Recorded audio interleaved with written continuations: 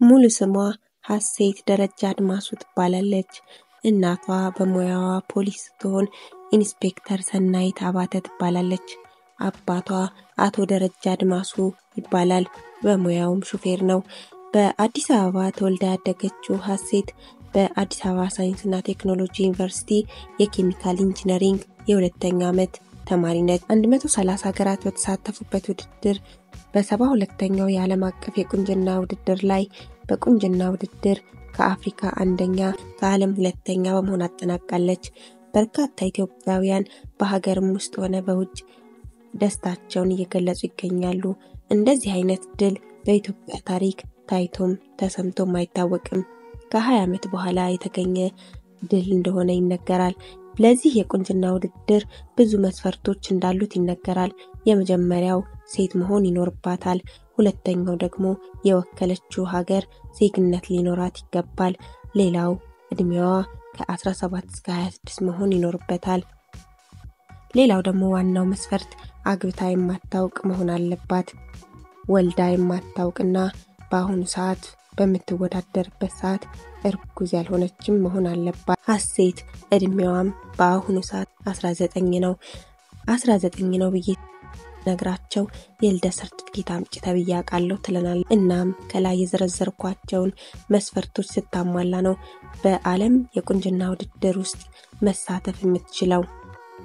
ብዙ ሰው የቁንጅና መስፈርቱ ውጫዊ ውበት ወይም የመልክ ማማር ይመስለዋል። ነገር ግን ይህ የተሳሳተ አመለካከት ነው። ለዚህ ውድድር እጅግ አስገራሚ መስፈርቶች አሉት። ቁመትና መልክ ወይም ውበት የመጀመሪያው መስፈርት ነው። ሁለተኛው ደግሞ በራስ መተማመንና የአስተሳሰብ ሁኔታ ሌላው መስፈርት ነው። ዳኞች እነዚህ መስፈርቶች የሚያሟሉ እንስቶችን አውጥተው አውርደው ብዙ ተወያይተው በጥንቃቄ ነው ትክክለኛውን ቆንጆ የሚመርጡት። እዚህ ላይ ልብ የምንለው ጉዳይ ውበት ማለት ውጫዊም ውስጣዊም እንደሆነ ልናውቅ ይገባል። ዳኞች ብዙ ከመወያየት በኋላ አራቱን ቆነጃጅት በጥንቃቄ ይመርጣሉ። ሀሴትም ከብዙ ፈተና በኋላ አራቱ ውስጥ ተቀላቅላለች። እነዚህን ደግሞ የሚለዩበት የራሳቸው የሆነ ከባድና መስቀለኛ ጥያቄ አላቸው።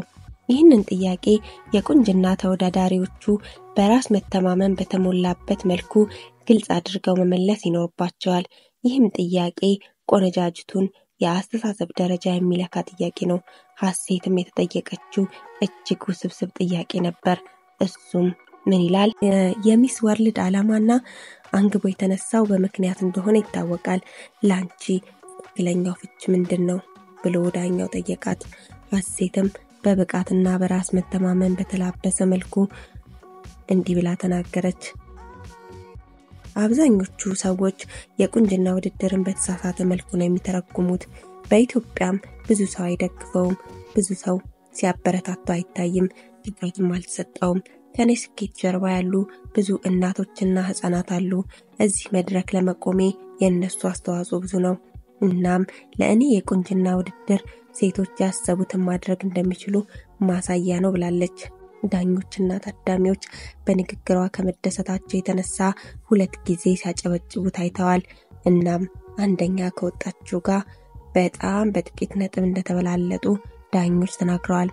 ሀሴትም ወደፊት ኢትዮጵያንና አፍሪካን በሰፊው ማስተዋወቅ እንደምትፈልግና ጎዳና ላይ የወጡ እናቶችና ህፃናት ላይ በሰፊው መስራት እንደምትፈልግ ተናግራለች።